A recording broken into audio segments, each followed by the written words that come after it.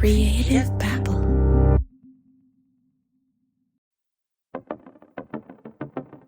Gaege Bethune's attorney says that Praveen Varghese died of hypothermia. Tragic, but it wasn't Gage's fault.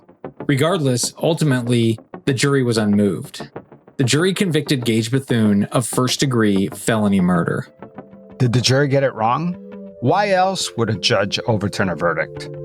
You're not a bad man, you're not a bad man, I'm not a bad woman. You're not a bad man, you're not a bad man, I'm not a bad woman. I'm John Taylor with the Twisted Podcast. And I'm Javier Leiva with the Pretend Podcast. And this is Criminal Conduct, Season 4, Getting Away with Murder. Bury the body, bury the body, bury the body, bury the body, bury the body for me. You know, producing a true crime podcast, especially like Criminal Conduct, where it involves multiple episodes and you're unraveling this really complicated story, it's a lot like building a puzzle. You start thinking it's one thing and then it unfolds into something else. Well, guess what? Now there is this game that I've been playing with my family called Odd Pieces. It's a jigsaw puzzle. But instead of just building a pretty picture or a nice, beautiful scene, you are actually solving a mystery. So each piece you lay down reveals another clue, and you are basically the detective. I'm telling you, this took puzzles to a whole new level. And if you are looking for a cool gift idea, I'm telling you, this one is it. Go to oddpieces.com/criminal and use the code CRIMINAL at checkout for an exclusive 15% off your entire Odd Pieces order. I'm telling you, this is not an ordinary puzzle. Ordinary puzzles are boring. Try Mystery Puzzles by Odd Pieces. These puzzles will blow your mind and transport you to a world of endless possibilities. It's like watching a movie and anticipating what the cliffhanging plot twist is going to be. But instead of watching a movie, you're actually spending quality time with your friends and your family, and you get to see the mystery unravel before your very eyes. Go to oddpieces.com/criminal and use code CRIMINAL at checkout for an exclusive 15% off your entire Odd Pieces order. That's oddpieces.com/criminal. Use code CRIMINAL at checkout. The case against Gaege Bethune rests in the hands of one man, Illinois State Attorney Mike Carr. From the very start, he did not signal any interest in prosecuting this case. He told Lovely that Gaege did nothing wrong. Her son walked into the woods and froze to death. It's that simple. I read Mike Carr's statement again. Oh my gosh, I forgot about that until I read it. And I'm just like, it's so condescending. He has written Praveen had a comfortable death, you know. To me, a comfortable death is you get to an age of 90, 95, you have your relatives around you and you go peacefully. That is comfortable death, not this. Praveen had a violent death and he had the nerve to tell me your son had a comfortable death. As you can imagine, these statements were a huge blow to Lovely and the rest of her family. She wanted justice, but that wasn't going to happen unless Mike Carr, the prosecutor, wanted it to happen. From Lovely and radio show host Monica Zuka's perspective, nothing was happening. Then, a full year after Praveen died, in February of 2015, Mike Carr released his report. John, let's go through this report that Mike Carr put together on whether or not he was going to pursue this case. It's a very detailed report, over 10 pages long. He starts off by describing Praveen's body. He notes the bruise above the eyes, so he acknowledges that, but he downplays it. He refers to it as a small bruise above his forehead. Yeah, I think Mike Carr's report, it's detailed, but it only looks at one side of things. And here he refers to the injury on Praveen's head as a small bruise. According to the second autopsy, that doctor is saying that there was blunt force trauma to the head, and he identified 3 injuries to Praveen's head and identified them as much more significant than just a small bruise. But that's nowhere in the report. Yeah, Mike Carr says that Praveen Varghese died of environmental hypothermia, which is consistent with the first autopsy. He says that there's an absence of significant trauma, and he even had 2 independent experts review the initial autopsy, and they happen to agree. Yeah, I mean, I think that there are some valid points there as far as the conclusion of environmental hypothermia. But the second autopsy that was conducted by Dr. Margolis, he wasn't even able to look at the first autopsy. So he had to do it without seeing anything from the original or an official autopsy. That's a really good point. And, in Mike Carr's report, he also indicates that Praveen was intoxicated. I mean, he mentions it at least 10 times in his report. He says that witnesses, friends who were at the party, even Praveen's cousin said that he was highly intoxicated. And for this reason, Mike Carr concludes that Praveen Verghese was so intoxicated, so drunk, that he, quote, bolted into the dark and frigid woods when the police arrived. I don't disagree here with Mike Carr on the fact that Praveen was likely intoxicated, but there are many problems I have with this report, but this is probably the biggest. And that is, nowhere in the report did Mike Carr mention that the toxicology report showed that Praveen had no alcohol in him. The only alcohol in Praveen was from decomposition. So I just find that really disingenuous. Yeah, to me, it kind of took away any credibility from this report because I don't think anybody is arguing, not even Lovely is arguing that Praveen didn't drink that night. And sure, maybe he was drunk at some point, but to completely dismiss the fact that the toxicology report came out clear, to me, that was a red flag. Yeah, he never mentioned it. So that's a huge problem. Talk a little bit about Mike Carr and his thoughts on who the aggressor was in the whole interactions between Praveen and Gaege Bethune. Yeah, if you read Mike Carr's report, Praveen was the aggressor, not Gaege. And in fact, he says that Gaege admitted to hitting Praveen. And he points out the bruise on the forehead, which matched where, Gaege admitted to hitting Praveen. But wait, I thought his independent pathologists didn't even acknowledge the bruise. They said it was post-mortem discoloration. Yeah, exactly. So to me, he's kind of countering the autopsy by saying that Gaege did punch Praveen and that Praveen had this injury to the head, because that's not what the autopsy is claiming. But this part of the report, to me, it's almost laughable at how much credibility Mike Carr gave to Gaege Bethune. I mean, every time that Gaege lied, he's like, well, he admitted to lying, though, later.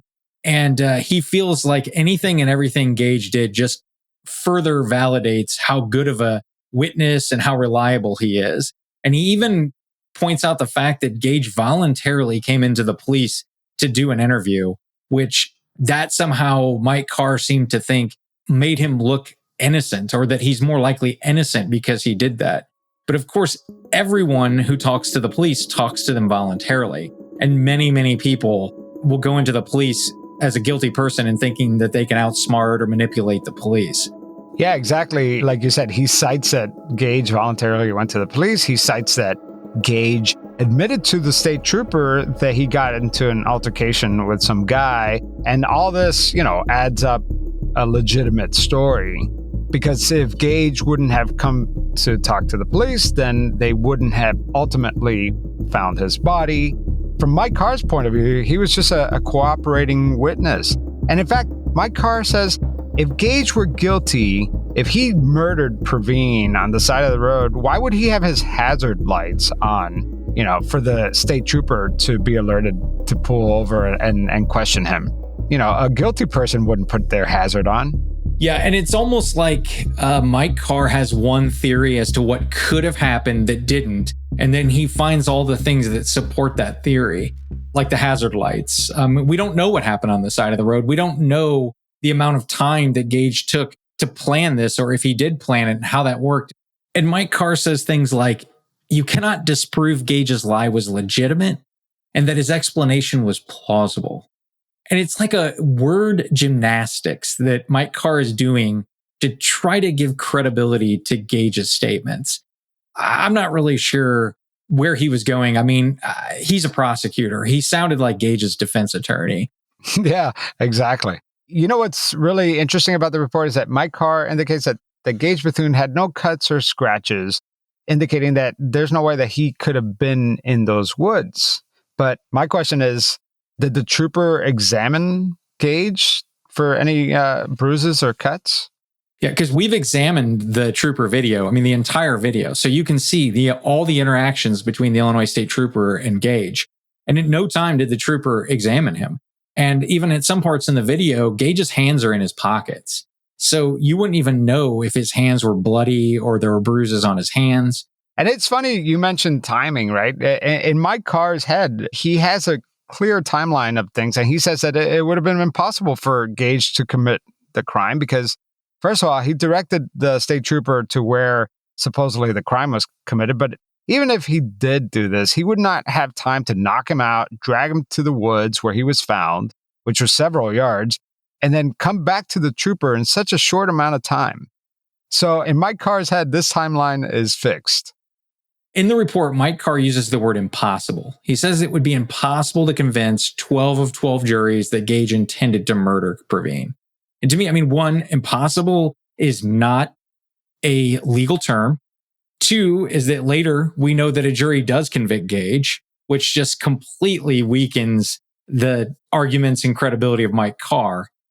And to me, outside of not mentioning the toxicology report, which was just a shocking omission by Mike Carr, the one thing that bothered me the most about this report is at the end of it, he never says anything along the lines of, if new evidence comes forward that he would reconsider the case or he would relook at possible charges. He never says that. And to me, what he's saying is my mind is made up and there's nothing you can do to change it. This is over. And that's just a huge bias and just basically a lack of independence by the prosecutor. And he should just always be open to new evidence coming forward that he may need to go back and look at this case or any case for that matter. Yeah, I agree. Here's Monica Zukas again. He wrote an 18-page manifesto defending Gaege.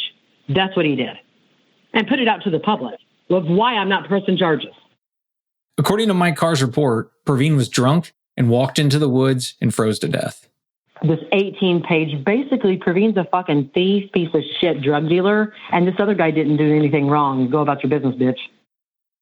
Mike Carr had Praveen's complete toxicology report. If he put it in one small sentence there, Praveen's tox was negative, I would have been fine with that report. But he attacked Praveen so many times. I think I knew the number. I think 15 or something times he said, intoxicated, highly intoxicated, drunk.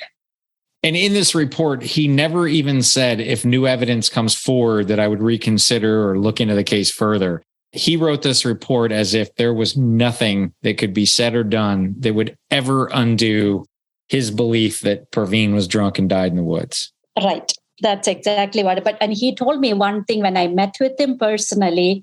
He told me that he said he does not want to ruin another life. He said, I will not charge that boy. If the police arrest him, I have the power to undo that. He's talking about Gaege. Yes. Yet Dr. Ben Margolis, who is the director of the Autopsy Center of Chicago, where the second examination was conducted, released a statement on recommending a grand jury be convened under alternative supervision, describing the state's attorney as unprofessional, selective, discriminatory, unethical, and biased. Here's Monica Zukas again. Mike Carr made his decision from jump. The drunk Indian kid is dead. Sorry, he did it to himself. I'm not doing anything to this guy because he told what he did. He told us the truth. Well, hell no, he didn't. He saw that he was missing on TV and went outside and puked, and his cousin went and told on him for the reward money. So, John, in 2015, when this report came out, it didn't look like Mike Carr wanted a trial. And if Mike Carr, the prosecutor, didn't want a trial, well, it's over, right? I mean, the police at that point, they have no reason to keep investigating because the case can't go anywhere once the state's attorney says, hey, I'm not doing anything with it. It was a huge blow to the case.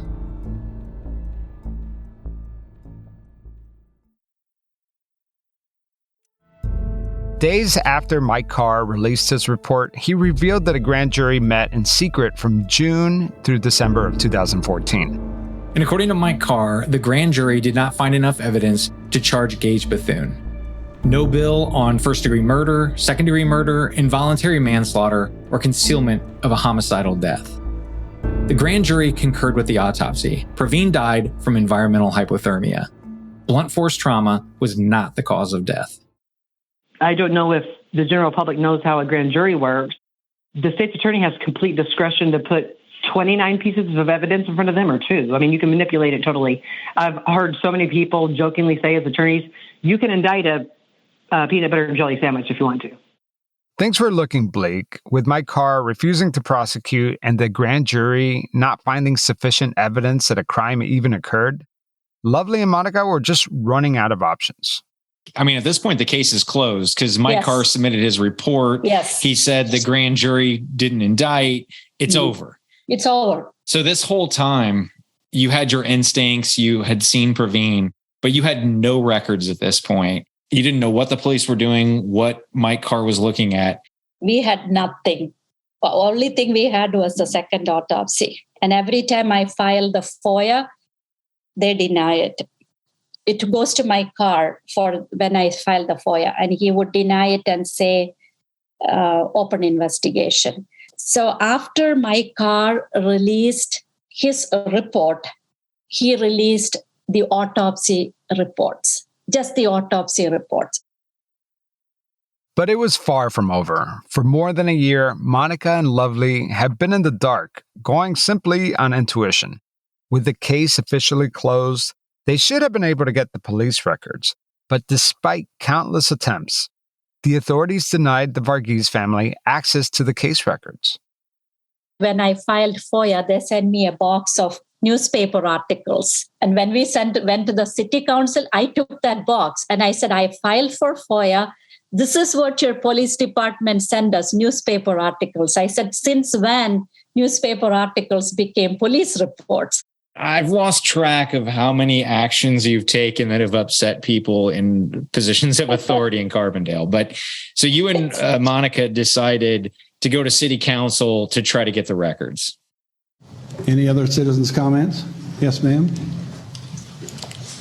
I took a 6-hour train ride to be here today, and I request your kind attention to me. Tell us your name, please. My name is Lovely Varghese. Thank you. I come from Chicago. My son, Praveen Varghese, a 19-year-old SIU sophomore, was killed in this town. So I spoke for 14 minutes, and I said, I need your help. I don't know where else to go. The day Praveen was found, no one from the police department told us they had a tip and were following up. How did they make a conclusion that there was no foul play involved? Why were all the assumptions made that he was drunk and on drugs even before an autopsy? Why wasn't the state troopers incident never mentioned to us? Why did we have to hear that from a radio show? We were told that there was a tip, and we got a letter from the detective on the case with the name of the tipper and verified he was eligible for the reward money. You have a state's attorney here who, in my opinion, made up his mind the day he got Praveen's case, but waited another 10 months to release a report blaming my son for his own death. In his 10-page report, he called my son drunk and intoxicated 16 times, but never mentioned a word about Praveen's negative toxicology, which he had in possession. He protected a pathologist who ignored all the injuries on my son. How can a doctor ignore these many injuries on a human being? I'm a nurse. I saw my son about 2 hours after he was found. They showed us only his face, and he was covered up to the neck. We all saw the bruise on his forehead even before the pathologist saw him. I knew right then that my son was injured, and I remember saying out loud that someone beat him. But we were told that was frostbite, and he was found face down. Next day, we were told he was on his back. After about 18 months of requesting for police reports, I get a package of newspaper articles from the police department as records. This is what I got. Newspaper articles. Not one official police report was included. Since when newspaper articles became police records? Is this a joke? I'm tired of being treated as a moron. It seems like a big game here, a power struggle, a lot of ego. Let all that go and consider us just like fellow humans. Everything is being blamed on an open investigation. What investigation? If there is one, please keep us informed. We believe we were denied justice by the police department, the coroner, the pathologist, and the state's attorney's office. I don't think I'm asking too much when I say I want to know how a 19-year-old healthy kid ended up in the woods dead with no drugs and alcohol in him, and what made him not to use his phone, which was found next to him. We have been left in the darkness with no answers for over 2 years now. We still don't know what happened to Praveen that night, when he died, how much pain was he in? Was he alone during his last time in this world? How scared was he? And a million more questions, and I have sleepless nights. His name has been dragged through so much, it is unimaginable. He was described as a drunk, drug dealer, and a thief by the officials here. We buried him with heavy hearts because of all the lies we were told and wondering if they were true. And then Monica got on.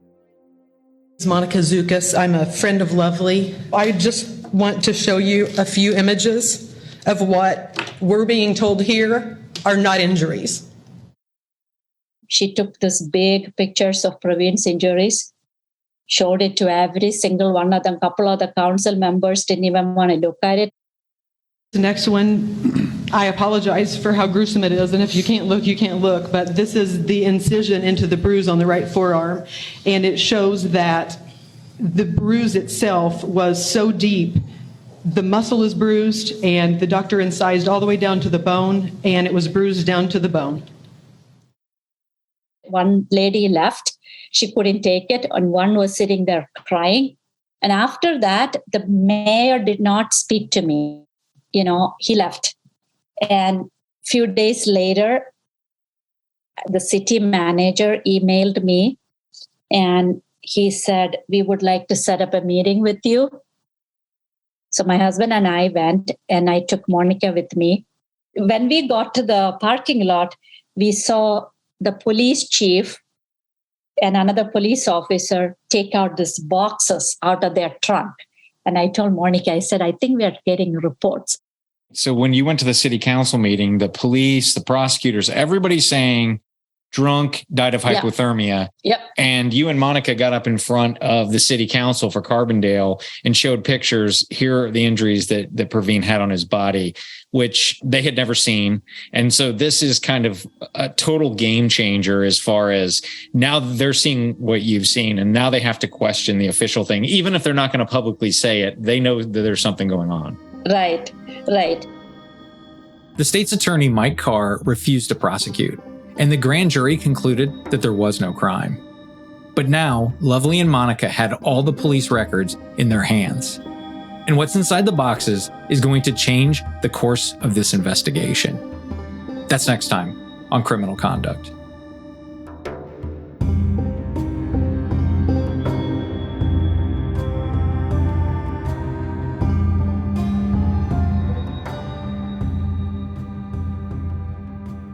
Criminal Conduct was written and produced by me, Javier Leyva, with the Pretend Podcast, and John Taylor with the Twisted Podcast.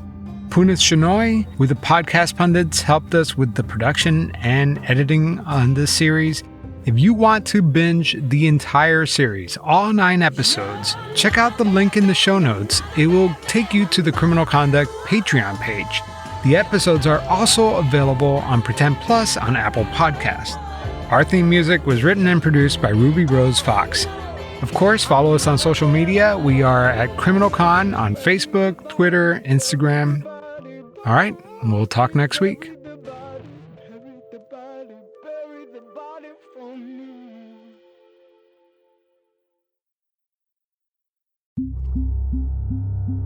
Creative Babble.